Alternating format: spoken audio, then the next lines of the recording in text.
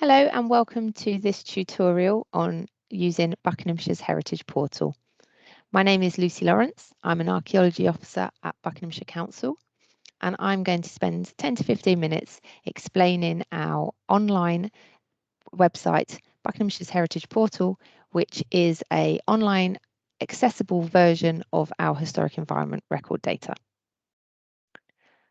Buckinghamshire's Heritage Portal was launched last summer in 2020, and it replaces the previous platform, Unlocking Buckinghamshire's Past, which was an online platform which provided a number of resources, data sets, and information about the county.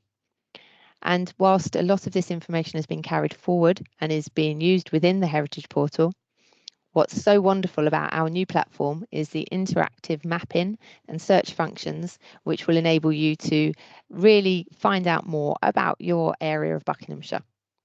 If you're not from within the county, hopefully this website will still be of interest and of use because there are some non-county specific elements to it, such as period summaries and school packs, timelines, etc.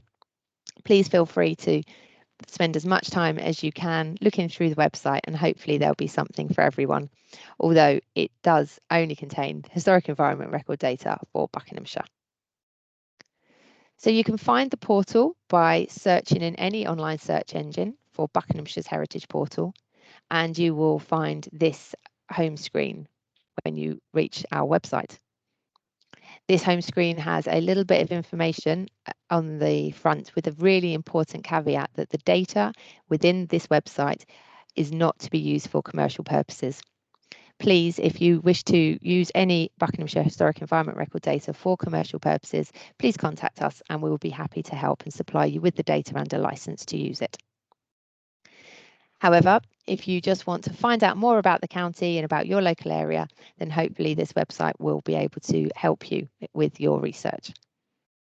So as you can see, at the top of the homepage, there's a number of images scrolling. And if you click on the green button beneath the photograph on See Details, it will take you to the HER record for that asset. This is the main body of the website, in that every single one of our HER records has been made available for you to see. They all follow a similar layout and format, as you can see here. We have our reference number and a description at the top, a summary, and whether or not the asset has any protected status or designation. There is a map, and then some information such as type and period, a description, the sources from which we gathered the information for the asset and which you may wish to look at in more detail, some images, documents, etc. And at the bottom, there's an area for comments and feedback. The comments and feedback section, for some reason, doesn't seem to work on Explorer. So please try and use Chrome or another web engine in order to look at the portal. So every single one of our HER records has a form like this. But how do you find them? So there are two ways you can look.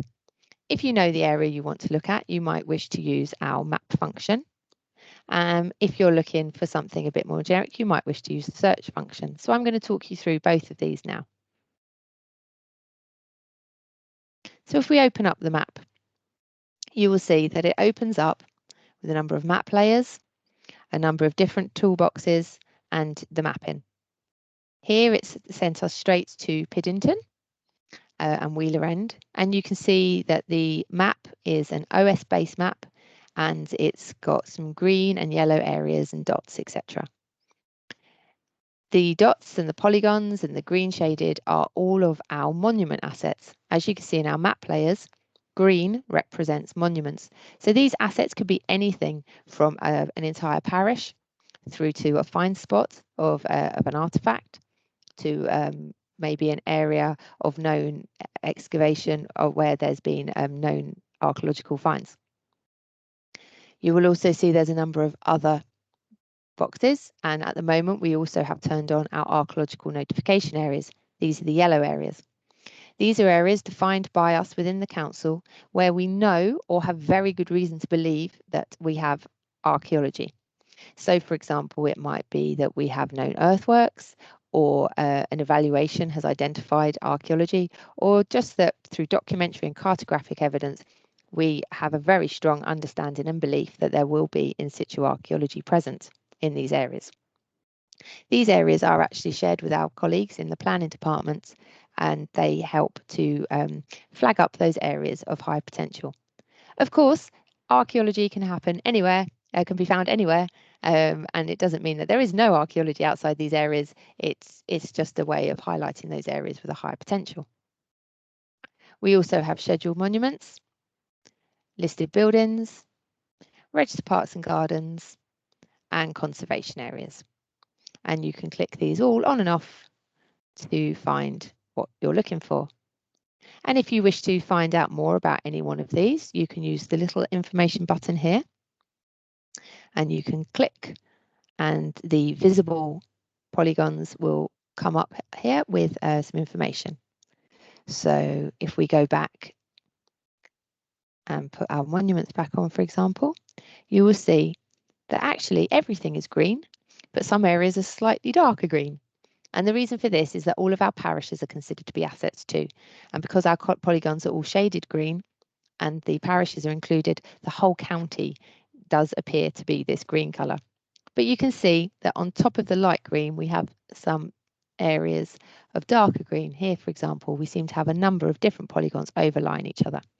So if we click on this area, all of the underlying assets will come up, and we can click on one of them, and again it takes us back to our individual HER record. Going back to the map, as well as our map layers here, at the bottom you'll see these tabs. HLC stands for Historic Landscape Characterization. So we have Historic Landscape Characterization for 1820, 1880 and 2000. If you click on them and turn them on, if we get rid of the monuments, that might be easier. You'll see that the majority of the county, and this is very common nationally, it's not just a Buckinghamshire thing, has been characterised by its historic landscape. So in 1820 here, you can see that much of the area around Piddington appears to have been enclosure. So they're fields, they're agricultural fields, etc. Now, interestingly, if we turn this one off and we turn on 2000, you can see that now we have a lot of red areas and a lot of industrial and urban development. So this is a really nice, easy way of seeing how the landscape has changed over the last 200 years.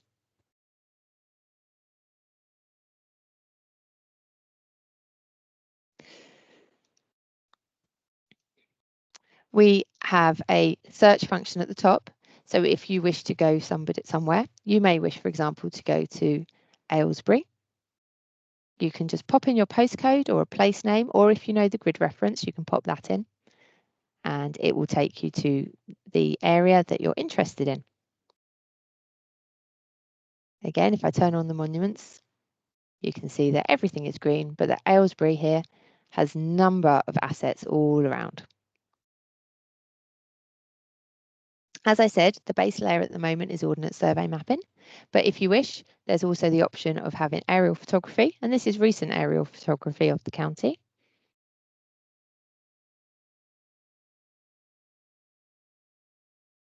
If you just bear with as it loads, can take a little while to load up, but it's all there. So here you can see some recent aerial photography of Aylesbury. Alternatively, you can use the Ordnance Survey First Edition, which is really nice for seeing how your area looked 150 years ago.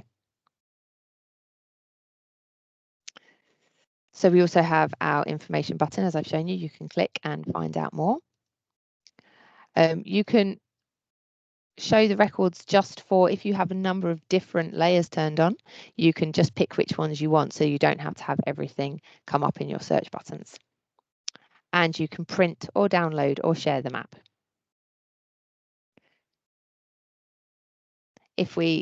wanted to, for example, find out about these village earthworks up here. Here you go, we can click, and this is Quarrendon. Those of you who know the area will probably know Quarrendon.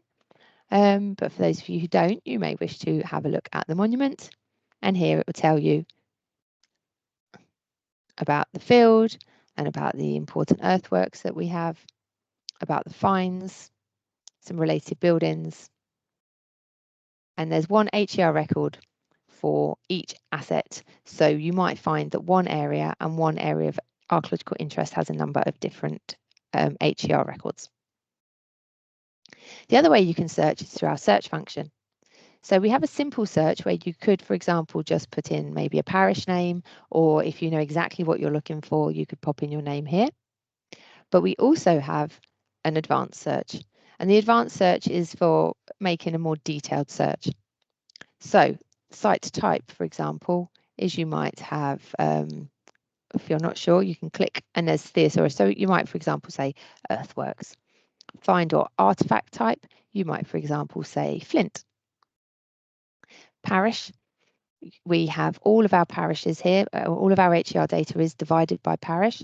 Please note that our parishes are actually based on the 1974 parish boundaries. So if you live in an area with a more recently formed parish, you might have to do a bit of research to work out which parish you're in. The easiest way to do that, of course, is to go back to the map, find your area, and click the information. And here you can see that we're in the parish of Aylesbury. And the map will show you the boundary of the parish as per the 1974 parish boundary. Again, so we go back to the advanced search. We also have time period. So for example, if you're only interested in the Middle Paleolithic, you can be that specific. Or if you just wish to have the Bronze Age through to the Iron Age, you can have an earliest and a later period. And then you will only find, when you do your search, the only assets that will come up will be within that time period. And with your time period, you can either overlap or have entirely within. You can sort your names in a way which you find most useful.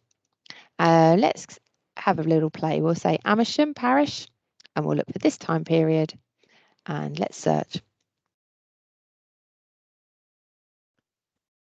And here you can see that there are 8 HER records for the parish of Amersham, which cover the time period from the early Bronze Age to the late Iron Age. And so we can click on the asset, and here we have a early Neolithic to late Bronze Age flint scatter. And that's on Cheney's Avenue, and it gives you your little bit of information about that. We also on a portal have these special features. As I said at the beginning, a lot of these have come from the Unlocking Buckinghamishire's Past, our previous website, but we are in the process of updating some of them. For example, our parish summaries. We have a summary, as I said, our website is based on the 1974 parishes, and we have a summary for every single one of our parishes. If we on Aston Clinton, for example, here you can find a nice summary about the parish. There will be another tutorial on the Festival of Archaeology page, which talks about our new project, Knowing Your Place, which is talking about updating these parish summaries and calling for volunteers to help us with this. If you would like to be involved, we would love to hear from you, and contact details are on the homepage of the Festival of Archaeology event with these tutorials. Please do get in touch if you wish to. And there's also another tutorial which talks about the project in more detail, and please do watch that if you have any interest in this. So the Aston Clinton parish summary here, as you can see, has a nice chronological overview of the parish, some photographs, and also you'll see links to the HER records where relevant. So here, for example, is Grim's Ditch. We can click on that and it can take us straight to the HER record for Grim's Ditch. But also, sometimes it might be that they take us to a building asset. Here, for example, is taking us to the Church of St. Michael and St. Angels. And sometimes you will find a hyperlink which will take you to a period. And then that will actually take you to this page here, where we've got a really useful overview of the archaeological periods. And so this, for example, is one area where it's not relevant just to Buckinghamshire. So if we click on Bronze Age here, we've got a really nice description of the Bronze Age. And whilst it does relate very much to Buckinghamshire and it links in with some Buckinghamshire assets, it is just talking about the Bronze Age in general. And the period overviews, as you can see, are here alphabetical, but it does cover all of the chronological periods. Also within our special features, we have a glossary. So if there's any words you don't understand, you should be able to find the information here. And as I said in the records, sometimes there might be a hyperlink to this glossary as well as to assets. We have visitor guides. These are just a few little visitor guides in PDF format where if you're visiting possibly High Wycombe or Great and Little Kimble and you don't know much and you want to know some more, we've got these nice little visitor guides which you can open up. You have to go through a PDF function, as you can see, you can download, and it will give you a little bit of information about the parish with a map and a little walk, etc. Please note they were written some time ago and they may be out of date in places. However, I think they're still really useful and a really nice resource. We have teaching packs. We have them by topic, and we also have a few key stage ones. We are often asked to help with talks on the Stone Age, for example, in primary schools. So if you know any teachers who wish to have a bit of information to hand, please do point them in the direction of our website and they can find out a little bit more here, for example, about Buckinghamshire and the wars, rich and poor, etc. And then there's also some teaching resource sheets. And the general interest packs as well are information not just for schools, but for anyone who might be interested in learning more about archaeology. So, for example, here you can see there's information on books on the Chilterns all the way through to conservation areas. And as mentioned before, the period overviews. We also have links to local societies. We have a timeline, which hopefully will be really useful, which helps you if you're not entirely sure where your different periods all fit together. And where possible, we have in the final column here put some events which will help you understand where things fit into the timeline.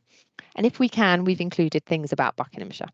So, for example, here we've got a mention of the Ivanhoe beacon and the Taplow Hill forts. Our gallery is just some photos and some reconstructions, etc. Some school information. Feel free to browse through. And then we just have an about website page and a contact page. This will come straight through to us if you have any information or if you wish to know any more. As I said before, every single one of the HER records does have the piece at the bottom which allows you to make a comment if you wish to. Please do use this. It's not just if you have some information about the archaeology that you think will be of interest, but also if we go to, for example, Westcott here, you will see at the bottom that some people have put information within their family history because, of course, Westcott's quite a recent asset for us. And there are many people who can remember their parents working at this facility. And so there's some nice comments here which help us with not just understanding the asset in itself, but also the human interaction and involvement with the asset. So please do feel free if you have any comments about any of our assets to pop a little comment in. They will get reviewed first, obviously, but I'm sure they'll make it onto the page. Equally, if you know something about a certain asset and you feel that there's more information you can add, please do feel free to add that as well. I hope you found this tutorial useful. Please do have a look at some of our other tutorials on the page today. And if you have any questions or any comments, please do contact us. My contact details are on the landing page. Thank you very much for listening, and I hope you found this useful. Thank you. Goodbye.